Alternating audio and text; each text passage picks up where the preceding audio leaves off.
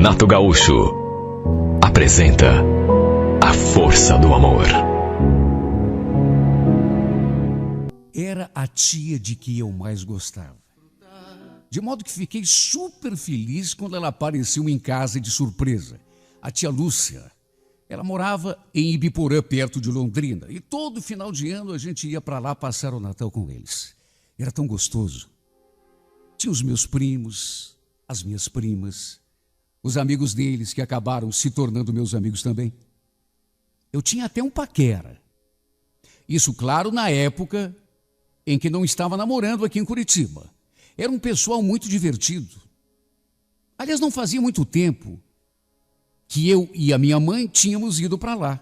1 mês e meio, se tanto. Por isso, quando ela apareceu ali na porta da nossa casa, eu quase não acreditei. Abri a porta e dei de cara com a tia. Tia? Nossa, que surpresa boa, tia! Por que não ligou avisando? A gente teria ido buscar a senhora lá na rodoviária. Imagina! Não queria dar trabalho. Mas e a Tereza? Cadê? A mãe? A mãe está na cozinha. Entra. Eu vou avisar que a senhora chegou. Por ser um sábado, o pessoal de casa estava todo ali. Inclusive o Tiago, meu namorado. Estava no quarto com o meu irmão jogando no computador. Às vezes, os dois passavam horas e horas, a tarde toda, naquela perda de tempo. Eu, é claro, detestava. Gostaria que ele desse mais atenção para mim, mas fazer o quê? Eu lembro que a tia entrou, cumprimentou a mãe, cumprimentou o pai e ficamos ali conversando. Dali a pouco, por conta do alarido da conversa, meu namorado, lá do quarto, deve ter ouvido e apontou na sala. A tia estava falando da viagem, que tinha sido cansativa, que tinha uma criança que não parava de chorar dentro do ônibus, e foi justamente nessa hora, quando o Tiago apontou no corredor, que a tia olhou para mim e falou: Cauane, antes que eu me esqueça, mandaram uma encomenda para você. Encomenda? Ué, encomenda de quem, tia? Nessa hora, ela sorriu maliciosa. Do Jair. Ora de quem? Pelo jeito tá apaixonado. Você acredita que nessa última vez que vocês foram para lá, depois que vocês vieram embora, ele não saiu lá de casa querendo saber de você? Queria saber quando que você voltava. Olha, eu fiquei tão sem graça. Principalmente porque, repito, foi bem na hora que o meu namorado saía do quarto, entrava pelo corredor e apontava ali na sala. Naturalmente que ele ouviu tudo. Ele já achava ruim quando eu ia visitar algum parente no interior. Era muito ciumento. Tanto que já olhou atravessado para mim quando a tia falou aquilo. Alheia ao que se passava, a tia, que estava de costas para o corredor, começou a fuçar na bolsa até que puxou aquele envelope. Ó, tá aqui, ó. Uma carta, tia. Antes mesmo de eu pegar o envelope, meu namorado, que nessas alturas estava parado, à espera do desenrolar daquela cena, se antecipou. E antes mesmo de cumprimentar a minha tia, tirou a carta da minha mão. Que história é essa de carta, Cauane? Aliás, quem é Jair? Será que eu posso saber? Repito, a tia que estava de costas para o corredor e que, portanto, só naquele momento percebeu a presença do Tiago, se virou na direção dele e ficou estática, sem entender nada. Eles não se conheciam. De modo que ela também não fazia a mínima ideia de que éramos namorados. Quer dizer, nessas alturas, acho que ela já desconfiava. Olha, ficou o maior clima ruim. Um olhando para o outro, eu sem saber o que fazer, até porque também não estava esperando por aquilo. Uma carta do Jair. Tentei contornar a situação. Tiago, essa é a tia Lúcia, irmã da mãe, lá de Ibiporã. Tia, esse é o Tiago, meu namorado. Olha, eu acho que só nessa hora ela percebeu a mancada que tinha dado. Imagine, me entregar uma carta de outro cara justamente na frente do meu namorado e ainda dizer que o cara estava apaixonado por mim. Olha, não sei quem ficou mais sem jeito, se fui eu ou se foi a tia. É claro que ela não teve culpa. Primeiro, porque nem sabia que eu tinha namorado. E segundo, porque, repito, estava de costas para o corredor. Não viu quando o meu namorado se aproximou. A coitada ficou segurando aquele envelope na mão sem saber se me entregava ou se enfiava dentro da bolsa de novo. E o Tiago ali, me olhando torto. Olha, o mais curioso é que eu não tinha absolutamente nada com esse Jair. Ele era vizinho da tia e não nego que tínhamos ficado juntos umas 2 ou 3 vezes no passado, mas quando a gente ia passear lá em Ibiporã. Só que na época eu não tinha namorado. Era livre e desimpedida. Eu até sabia que ele gostava de mim. Sempre que eu ia para lá, ele fazia de tudo para ficar comigo. Só que, como eu já falei, depois que comecei a namorar o Tiago, nunca mais aconteceu absolutamente nada entre nós, nem um simples beijo. No impulso, peguei a carta da mão da tia e fiquei olhando para o envelope, sem saber o que fazer. Percebendo o clima pesado, a mãe começou a puxar conversa com a tia, a perguntar dos parentes, quando de repente o Tiago veio de novo para o meu lado e novamente pegou a carta da minha mão. Deixa eu dar uma olhada nessa carta, Cauã. Ele falou aquilo e, sem a menor cerimônia, diante de todos, rasgou o envelope e começou a ler. Ele lia um trechinho e olhava para mim, visivelmente contrariado. Aliás, mais do que contrariado, furioso. A certa altura, parou de ler e ficou me encarando. Olha, dava para ver faíscas saindo dos seus olhos, de tão bravo que ele estava. Será que você pode me explicar que palhaçada é essa, hein, Cauã? O pior é que, não satisfeito em declarar que estava apaixonado, o Jair, na carta, lembrava o que tinha acontecido entre nós, a primeira vez que tínhamos ficado juntos, nosso primeiro beijo. Mais do que isso, relatava que não tinha conseguido mais me tirar da cabeça, querendo saber quando que eu voltaria a Ibiporã novamente, porque, segundo ele, já estava morrendo de saudade. Eu até que tentei explicar para o Tiago que não era nada daquilo que ele estava pensando, mas, dadas as circunstâncias, ficou difícil convencê-lo. Ciumento do jeito que era, ele que já não gostava que eu fosse para Ibiporã, imagine então agora. Naturalmente que na cabeça dele eu o traía sempre que viajava para a casa da tia. O que eu juro por Deus não era verdade. Repito, quando estava sozinha, quando não tinha compromisso com ninguém, eu realmente cheguei a ficar com o Jair. Só que isso foi antes de conhecer meu namorado. O problema é que, diante daquela carta, das coisas que o Jair relatava ali, e sendo o Tiago ciumento do jeito que era, a minha situação ficou praticamente insustentável.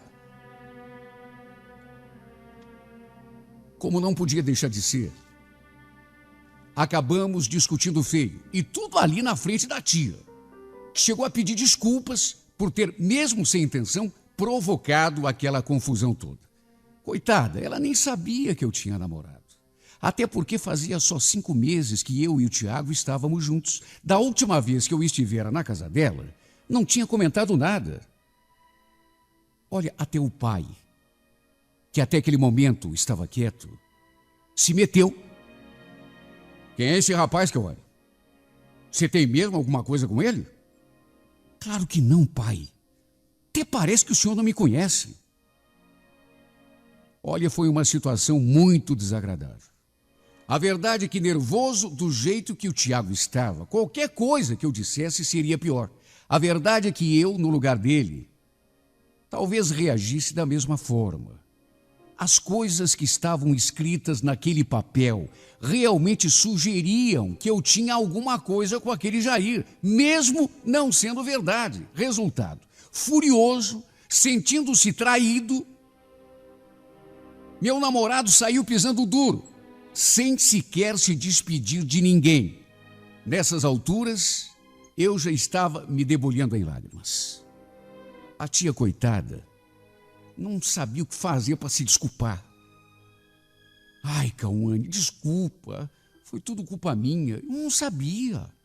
Eu até achei que você realmente tivesse alguma coisa com Jair. Eu vi vocês conversando no portão nessa última vez que você esteve lá.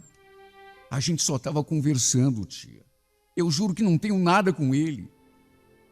Mas tudo bem, a senhora também não tem culpa. Deixa para lá. Depois eu me entendo com o Tiago. Ele é cabeça dura mesmo. Mas vai acabar se dando conta que exagerou. Era realmente essa a minha esperança. De que depois, pensando com mais calma, ele acabasse percebendo que não tinha sido justo comigo, já que nem me deixou explicar direito o meu lado da história. Começou a berrar, a me ofender, e não quis ouvir. Simplesmente leu aquela porcaria de carta e tirou suas próprias conclusões. De qualquer modo, ele não me procurou naquele dia e eu também achei melhor ficar na minha, dar um tempo para ele esfriar a cabeça. Só que no domingo, ele também não deu sinal. Até liguei para sua casa, mas toda vez que eu ligava, e olha, devo ter ligado umas 4 ou 5 vezes, sua mãe dizia sempre a mesma coisa, que ele tinha saído cedo e ainda não tinha voltado da rua. O celular também só dava fora de área. O fato é que já está completando um mês que tudo aconteceu. E eu ainda não consegui conversar com ele depois daquele trágico sábado.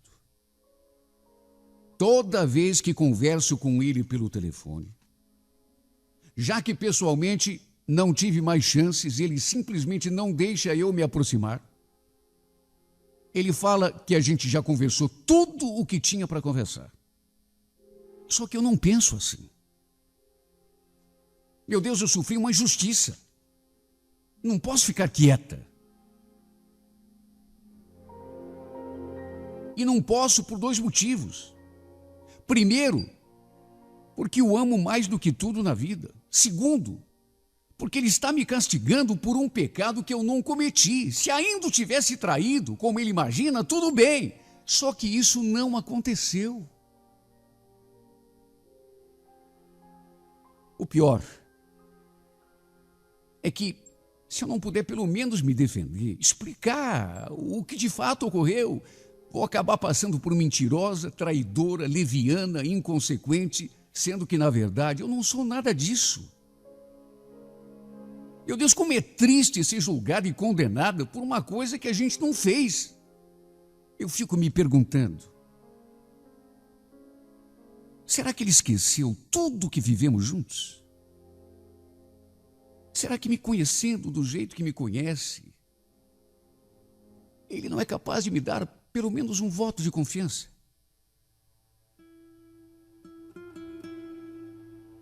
Aquela maldita carta falava de coisas que aconteceram há muito tempo, uma época em que o Tiago não existia na minha vida, nem nos conhecíamos ainda. Eu até admito que ele tenha ficado com dúvidas, até porque se eu estivesse no seu lugar, também teria as minhas dúvidas, também ficaria desconfiada, mas pelo menos escutaria o que ele tinha para me dizer. Meu Deus, será que é justo não me dar sequer o direito de dar a minha versão? Depois que começamos a namorar, mesmo eu tendo ido passear na casa da tia 2 ou 3 vezes, nunca mais aconteceu nada entre mim e aquele Jair. A gente até conversou, só que não passou disso. Eu, inclusive, até comentei com ele que tinha namorado, para ver se ele parava de pegar no meu pé. Eu já até propus para o Tiago que fôssemos juntos até Ibiporã. Tirar essa história limpo. Eu me disponho a ir até lá, pagar mico e perguntar para aquele Jair há quanto tempo ele não encosta o dedo em mim. E faço isso sem medo, porque estou falando a verdade. Só que nem isso ele aceitou. O resultado é que perdi o amor da pessoa mais importante da minha vida, sem ter culpa nenhuma. E pior, na cabeça dessa pessoa, a minha imagem ficou sendo a de traidora, falsa e mentirosa. Sabe, eu não quero parecer ingrata, mas tem pessoas que, sei lá, parece que mesmo te amando, atravessam o teu caminho só para causar encrenca, te fazem mais mal do que bem. É o caso do Jair. Eu sou grata a ele pelo que ele sente por mim. É bom saber que a gente... Só que um amor que não me serve, porque não é dele que eu gosto. E mais do que isso, é um amor que em vez de me fazer bem, só me fez mal, porque acabou afastando aquele que eu realmente amo. Se bem que, como eu já disse, eu merecia pelo menos um crédito de confiança. Meu Deus, que culpa eu tenho se aquele cara resolveu se apaixonar por mim e me mandar uma carta. Eu não posso ser responsabilizada por uma coisa que eu não fiz. Sei lá, parece que tudo se juntou para nos separar. Se bem que é como eu já falei. Apesar de tudo, eu merecia pelo menos um crédito de confiança. Estou sofrendo muito com essa separação, Tiago. Queria tanto que você acreditasse em mim. Tentasse, pelo menos. Ouvisse a minha versão. Fizesse, pelo menos, uma forcinha para ouvir o que eu tenho para te falar. Meu Deus, nem ouvir o meu lado da história você quis. Simplesmente leu aquela carta e tirou as suas próprias conclusões. Eu até entendo que você ficasse desconfiado. Mas e você? Será que pelo menos tentou entender o meu lado? Pelo jeito não, né? Quase um mês já se passou. Tempo, convenhamos, suficiente para você já ter esfriado a cabeça. Você não acha que já passou da hora da gente sentar e ter uma conversa séria a respeito de nós dois? Se for para cada um seguir o seu rumo, tudo bem. Fazer o quê? Vou ser obrigado a aceitar. Mas não quero fazer isso com você pensando coisas de mim que não são verdadeiras. Olha, se eu pudesse pedir alguma coisa a Deus nesse momento, seria que botasse um pouco de entendimento nessa tua cabeça dura. Meu Deus, como você é teimoso, como você é intransigente. Se eu pudesse pedir alguma coisa a Deus, seria que te fizesse pelo menos tentar enxergar a verdade, mesmo que depois continuássemos separados, mesmo que você não voltasse. Eu queria que pelo menos você percebesse como foi injusto comigo. Mesmo que nos separemos, que pelo menos você não siga me odiando, você não siga me condenando, você não siga me maldizendo por um pecado do qual sou inocente, por um crime que eu não cometi.